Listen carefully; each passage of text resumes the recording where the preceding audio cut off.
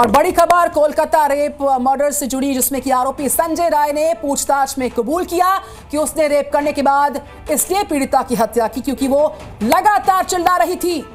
सूत्रों के मुताबिक ट्रेनी डॉक्टर लगातार चिल्ला रही थी, इसलिए संजय राय ने उसका जोर से गला दबाया और तब तक वो गला दबाए रखा जब तक कि उसने दम नहीं तोड़ दिया। जानकारी के मुताबिक संजय राय बॉक्सिंग का अच्छा खिलाड़ी रहा है, इसलिए पीड़िता उसके हाथों से खुद को बचा नहीं पाई और जब तक पीड़िता की जान नहीं निकल गई तब तक संजय राय ने पीड़िता का गला दबा कर रखा था। तो संजय ने ये खुद कबूल किया है। डॉक्टर बेटी पर यह सबसे बड़ा खुलासा अब तक का। चिल्लाने से रोकने के लिए उसका गला दबा दिया गया और जब तक वो चिल्लाती रही उसका गला संजय राय ने दबाए रखा। संजय राय एक बॉक्सिंग का खिलाड़ी रहा और जिस तरीके से इस पूरे जघन्य अपराध को अंजाम दिया गया, आखिरकार उसका कबूलनामा सामने आया। जब तक वो चिल्लाती रही, गला दबाए रखा। यह पॉलीग्राफ टेस्ट हुआ संजय राय का, मुख्य आरोपी का। इससे पहले सीबीआई ने उसका साइकोलॉजिकल टेस्ट कराया था, जिसमें सीबीआई को शक था कि वो कई बातों को छुपा रहा है, इसलिए उसका पॉलीग्राफ टेस्ट कराया गया। और पॉलीग्राफ टेस्ट के बाद जो बातें निकलकर सामने आई हैं सूत्रों के मुताबिक, वो हम आपके सामने रख रहे हैं और उसने कबूल किया है पॉलीग्राफ टेस्ट में। तो जो उसका कबूलनामा रहा है उसमें सबसे बड़ी बात यह कि उसने इस जुर्म को कबूला है, जिस जघन्य अपराध को उसने अंजाम दिया। और कहा वो चिल्ला रही थी लगातार और इसीलिए उसने उसका गला दबा दिया और तब तक गला दबा कर रखा जब तक उसने दम नहीं तोड़ दिया। उधर कोलकाता के आरजीकर मेडिकल हॉस्पिटल में ट्रेनी पोस्ट ग्रेजुएट डॉक्टर से रेप और हत्या के मामले में मुख्यमंत्री आवास पर इस मामले में ममता बनर्जी के इस्तीफे को लेकर आज प्रस्तावित नमन्ना अभियान को पुलिस ने अवैध करार दिया है। पश्चिम बंगाल पुलिस ने कहा है कि आयोजकों को इसकी अनुमति नहीं दी गई। एक छात्र संगठन पश्चिम बंगाल छात्र समाज और एक अन्य संगठन संग्रामी जोथा मंच ने नमन्ना अभियान का आह्वान किया, लेकिन दोनों को ही अनुमति पुलिस कह रही है कि हमने किसी भी तरह की इजाजत नहीं दी है। इस बीच सुरक्षा के व्यापक इंतजाम जगह जगह किए गए हैं और उसकी तस्वीर पर नजर लगातार है। इस बीच ममता बनर्जी के इस्तीफे की मांग भी लगातार मुखर हो रही है और साथ ही साथ एक छात्र संगठन पश्चिम बंगाल छात्र समाज और अलग से एक और संगठन है संग्रामी जोथा आज नमन्ना अभियान का आह्वान कर रहा है। From these two different organizations, the mail that we have received from Paschim Banga Chhatra Samaj, it's an intimation. It's not a formal permission letter. They have just intimated that we are going to do that program, and in this mail also they have not revealed the details that are required to be shared with the police for peaceful conducting of the program. Hence their application has been rejected. दरअसल एक संगठन है जिसने नमन्ना मार्च तक का ऐलान किया है। नमन्ना यानी कि मुख्यमंत्री का सचिवालय, और कहा जा रहा है कि इसमें अच्छी खासी संख्या में यहां पर प्रोटेस्ट हो सकता है, ये पैदल मार्च हो सकता है। और इसी को देखते हुए कोलकाता में 3 लेयर की त्रिस्तरीय यहां पर सुरक्षा व्यवस्था की गई है। 4000 से ज्यादा पुलिसकर्मियों को तैनात किया गया है कि कोई भी शरारती तत्व किसी तरह का यहां उपद्रव या बवाल ना कर सके। और पुलिस के अनुसार 2 ईमेल्स उनको हासिल हुए। इस बीच इस मार्च का जब आयोजन किया जा रहा है, इस मार्च को 2 संगठन जुड़कर कर रहे हैं और इस बीच पुलिस कह रही कि हमने किसी भी तरह की कोई अनुमति प्रदान नहीं की, लेकिन जगह जगह चाहे हावड़ा के कनेक्टिंग इलाके हों, वहाँ सब जगहों पर जो मल्टी लेयर्ड सिक्योरिटी है वो देखी जा रही है। इस बीच जो पॉलीग्राफिक टेस्ट हुआ उसमें जो बड़ा खुलासा हुआ, संजय राय का कबूलनामा, वो आपके सामने बड़ी बात है। वो लगातार चिल्ला रही थी, पकड़े जाने का डर था मुझको, और जिस तरीके से पूरा जघन्य अपराध को अंजाम दिया गया, जब तक वो चिल्लाती रही, संजय राय ने कबूला इस बात को, तब तक उसका गला दबाए रखा संजय राय ने। संजय चूंकि बॉक्सिंग का खिलाड़ी रह चुका है, इसलिए उसके हाथों में कलाई में अच्छी पकड़ है और उसने गला दबाए रखा और उसे डर था क्योंकि कहीं डॉक्टर का शोर सुनकर, आवाज सुनकर, क्योंकि वो चीख रही थी, चिल्लाई थी, आसपास लोग ना इकट्ठा हो जाए, इसलिए उसने जोर से उसका गला दबाया और तब तक दबाए रखा जब तक कि उसकी जान नहीं निकल गई। वहीं पश्चिम बंगाल सरकार ने भी इस मार्च को गलत और अवैध करार दिया है, जो नमन्ना मार्च किया जा रहा है। वो लोग जस्टिस नहीं चाहता है, जस्टिस हम लोग चाहते हैं। वो लोग पॉलिटिक्स चाहता है, चेयर का पॉलिटिक्स कर रहा है। डेमोक्रेसी में वो इलेक्शन के द्वारा जीत नहीं पाया, ये वो अभी एनार्की तैयार करने के लिए ये कॉन्स्पिरेसी है, deep rooted conspiracy targeting Bengal, और they want some dead body. एक साजिश है और ये कॉन्कॉक्टेड तैयार किया गया है कि इस तरह कुछ ये झमेला ये सब कैओस ये तैयार किया जाए। तो यही है कि लाश अगर मिलेगा, बॉडी अगर मिलेगा, तभी हम मोड़ घुरा पाएंगे, ये घूमेगा, नहीं तो हम मोड़ घुमा नहीं पाएंगे क्योंकि पब्लिक सपोर्ट नहीं है। तो नबन्ना मार्च पर जो आर पार की धार है उसके बीचों बीच जो तैयारियां हैं कोलकाता के अलग अलग लोकेशंस पर, उसकी 6 बड़ी तस्वीरें आप देख रहे हैं। दमकल विभाग की गाड़ियों को तैनात किया गया, सुरक्षा को बेहद सख्त किया गया, मल्टी लेयर्ड सिक्योरिटी है और मार्च को रोकने की सिक्योरिटी के माध्यम से पूरी तैयारी। पुलिस बल की तैनाती अलग अलग जगहों पर है और फायर ब्रिगेड के साथ साथ वज्र वाहन भी डिप्लॉय किए गए हैं।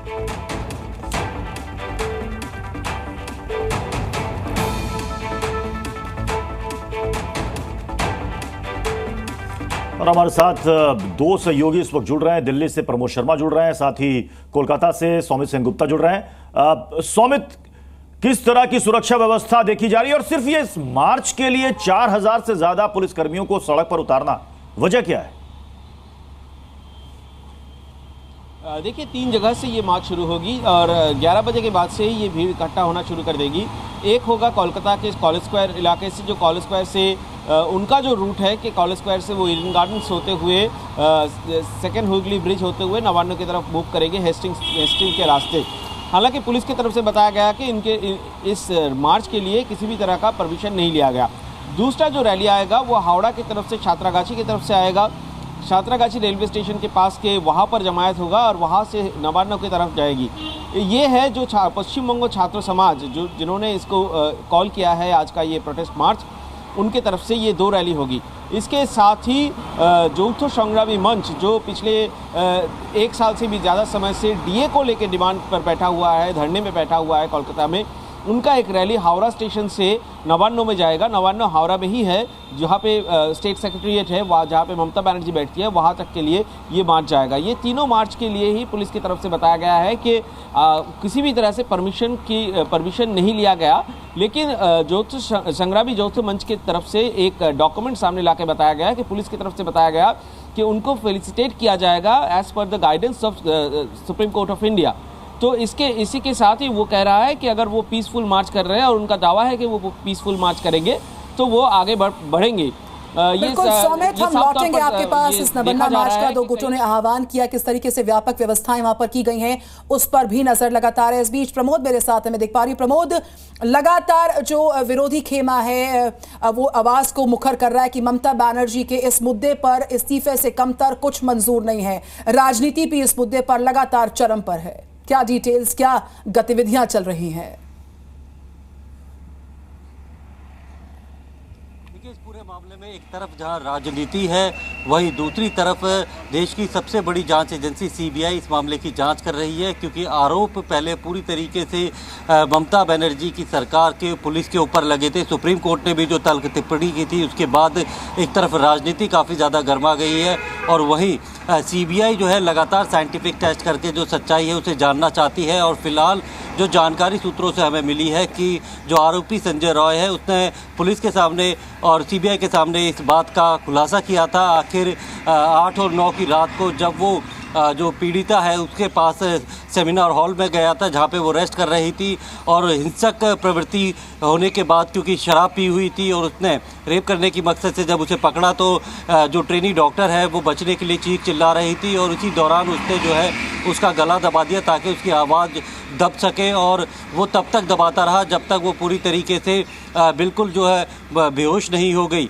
ये बात उसने जो है जांच एजेंसी के सामने कही है। वहीं एक तरफ साफ तौर पे उसने ये भी कहा कि उसने मारने का मकसद ये था, उसे पता था कि अगर वो रेप कर देगा और उसे ज़िंदा छोड़ देगा तो उसका पकड़ा जाना तय है, इसीलिए बचने के लिए हत्या की गई है। लेकिन वही दूसरी तरफ जो है वो ये कहता है कि वो गला इतनी तेज़ी से उसने दबाया था क्योंकि वो बहुत चिल्ला रही थी और इसकी वजह से उसकी मौत हो गई, क्योंकि बॉक्सर रह चुका है, हाथों में अच्छी खासी ताकत है। तो कहीं ना कहीं प्रमोद आपके पास दोबारा लौटेंगे। इस बीच बीजेपी नेता शुवेंदु अधिकारी ने दावा किया है कि नबन्ना अभियान रैली से पहले 4 छात्र कार्यकर्ता लापता हो चुके हैं। शुवेंदु ने आशंका जाहिर की है कि इन्हें पुलिस ने गिरफ्तार कर लिया। ये बड़ा दावा है शुवेंदु अधिकारी का। रैली से पहले 4 छात्र के गायब होने का दावा किया गया, इन्हें पुलिस ने गिरफ्तार कर लिया।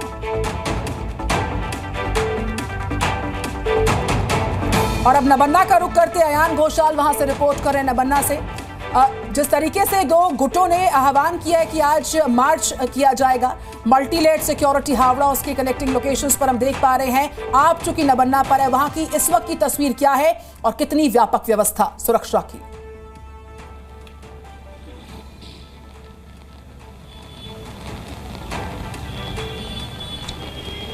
छात्र समाज के नवानी अभियान प्रदर्शन के चलते, जैसा कि आप जानते हैं कि उसमें अभी 1.5-2 घंटा बचे हैं, लेकिन पुलिस कोई भी रिस्क ना लेते हुए वहाँ पे जाने का, वहाँ पे पहुँचने का सारे के सारे जो रास्ते हैं वो सील कर चुके हैं। अभी हम जहाँ पे खड़े हैं मंदिर तल्ला, जहाँ से 10 मिनट की दूरी पर है नवान्य। आप देख सकते हैं यहाँ पे वाटर कैनन के साथ किस तरह से बैरिकेड बिठाया गया है और पूरा का पूरा जो इलाका है, उस इलाके से कोलकाता जाने वाली जो अहम सड़क है जो कि नवान्न होके जाता है, वो पूरा का पूरा जो सड़क है उसको सील कर दिया गया है, पूरा सील। आप देख सकते हैं तस्वीर के जरिए। और इस सील के पीछे, मतलब इस जो बैरिकेड के पीछे आप देख सकते हैं भारी संख्या में रैफ कॉम्बैट फोर्स तैनात है।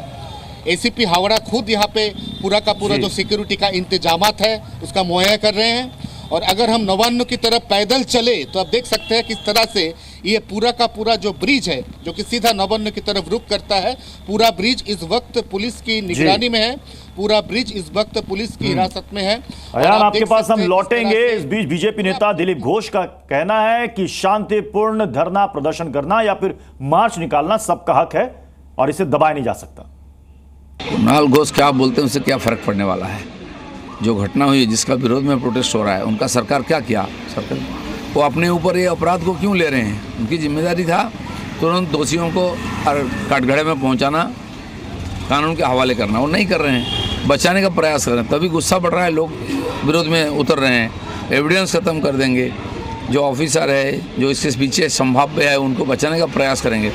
नेचुरली लोगों का गुस्सा बढ़ेगा और लोग रास्ते में उतरेंगे और आगे भी चलेगा।